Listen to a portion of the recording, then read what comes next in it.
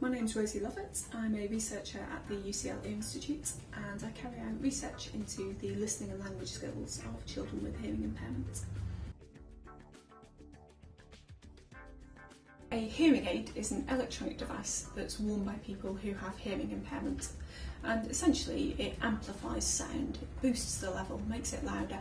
So people who struggle to detect sounds at normal everyday levels, the hearing aid will amplify it so that they can hear that sound.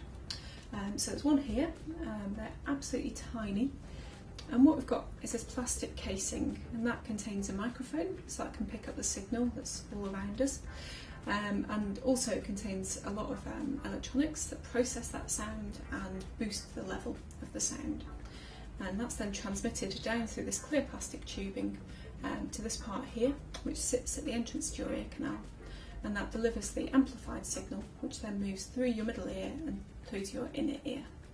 So they're used by people with maybe mild up to severe or profound hearing loss. So these people might struggle to have conversations at normal everyday levels, but if they're wearing a hearing aid, then that brings the level of the speech high enough that they can understand it, or for a lot of people they can understand it. So they're worn just by putting this plastic part behind your ear, so I'll try and put it on.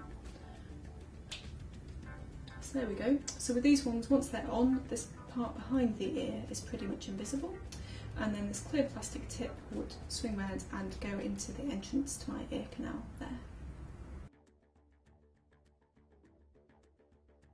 A cochlear implant is an electronic device, and it consists of two parts, an internal part and an external part.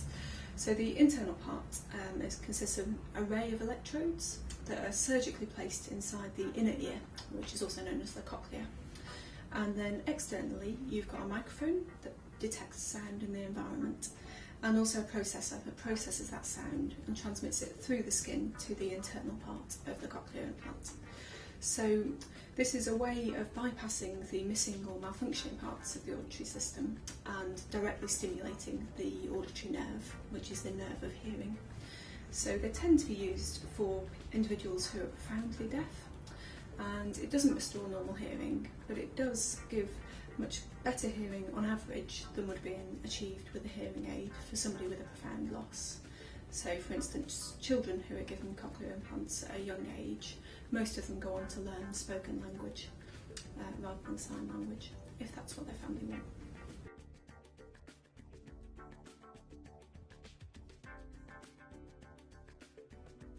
Cochlear implants can be worn by adults or by children, and in children they're provided at quite a young age, so children have the surgery between the ages of 1 and 3 if they're born deaf. Typically, and traditionally cochlear implants have only been provided to patients who are profoundly deaf. Some other countries are now starting to give them to children or to adults who have severe deafness, so they've got a bit more residual hearing than those who are profoundly deaf. And I'm actually interested in this very question, so who should be given the option of cochlear implants? So what I'm doing at the moment is coordinating a study to compare outcomes for children who use 2 cochlear implants, 1 in each ear, and children who use 2 hearing aids, 1 in each ear. And what I'm doing is measuring children's listening skills and language skills and comparing outcomes for the 2 groups, so the group of hearing aid users and the group of cochlear implant users. So that in the future we should be able to guide decisions about what's in the best interests of children, which device they might be better off with.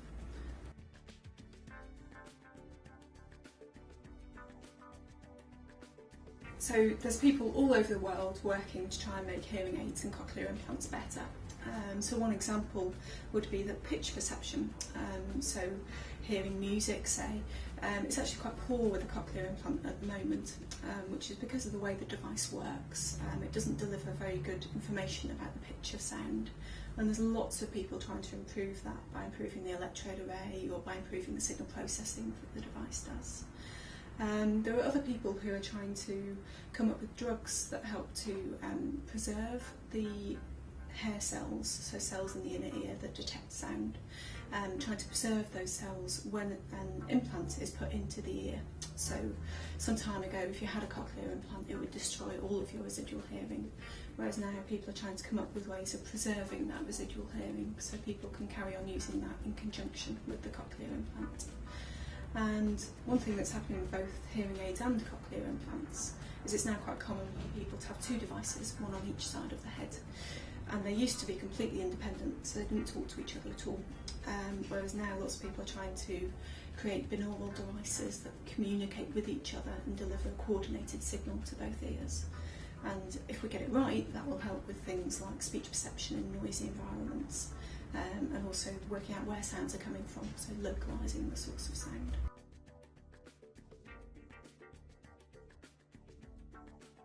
I'd actually like to give my hearing impaired superhero 3 new inventions because I'm a bit greedy. The first one is, at the moment, if you put a cochlear implant into the inner ear, then the electrode delivers an electrical signal, but the nerves that it's trying to stimulate are actually quite a long way away. So what I would do is develop a drug that you could coat the electrode array in this drug, and it would attract nerve fibres towards it. And that would mean you get a really nice connection between the electrode that's delivering the signal and the neuron that's receiving the signal. And that would make the perception of sound that you get much better, much higher quality. So that's my first thing. My second thing might make it much easier for my superhero to communicate with other people. And that would be a magic wand that he could wave, and immediately whoever he was trying to communicate with would know sign language to a very high level. Because sign language is a great way of communicating, but it's difficult because not that many people know it. So if my superhero knew sign language, then he had a magic wand, and whoever he wanted to talk to would be able to communicate to him in sign. My third invention for my superhero would be a kind of medicine that he could give to all of his normally hearing friends, so that when they went to somewhere that was going to be a very loud environment, like a rock concert, they could take this medicine beforehand and it would work to protect their ears. Because quite often people go to a lot of concerts or loud environments when they're young and they're damaging their hearing without knowing it. And it's only later in life they realise that they then have hearing problems because of all the noise exposure back when they were younger. So if we could develop this medicine, then it would help people to protect their hearing and maintain it into later life.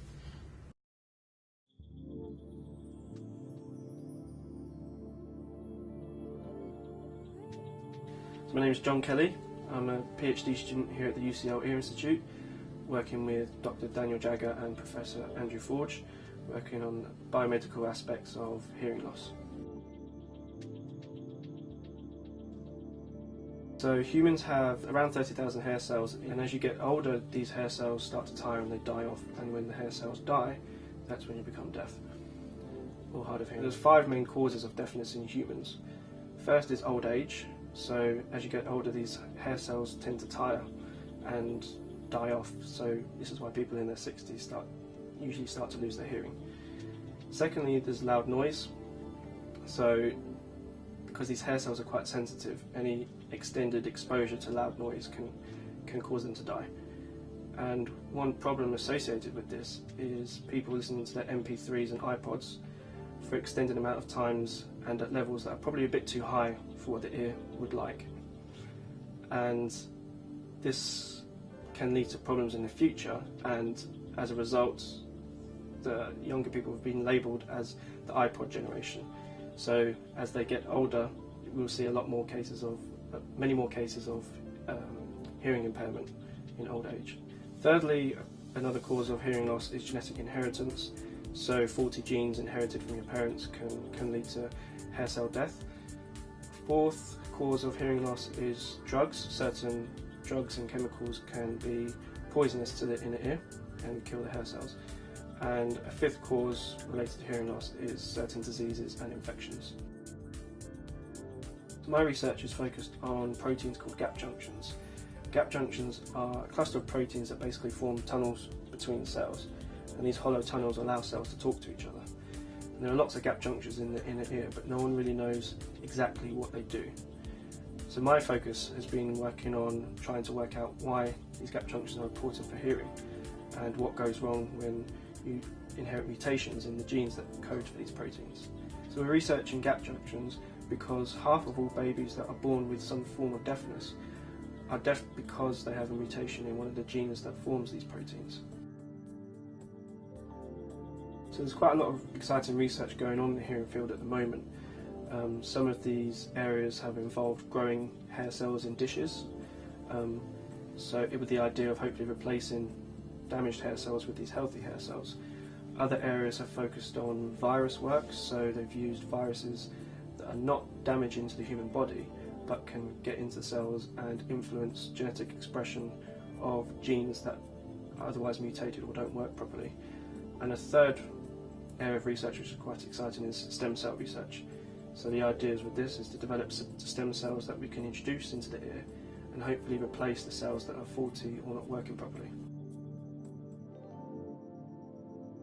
As a scientist, to invent something for my superhero, I think it would have to be a super hearing juice. So when my superhero turns his powers on, all he has to do is drink this special juice and his hearing will become super sensitive, and he'll be able to hear things that other people can't hear, and also protect his hearing from loud noises so he can go into any situation and rescue people and hopefully not have any damage to his ears.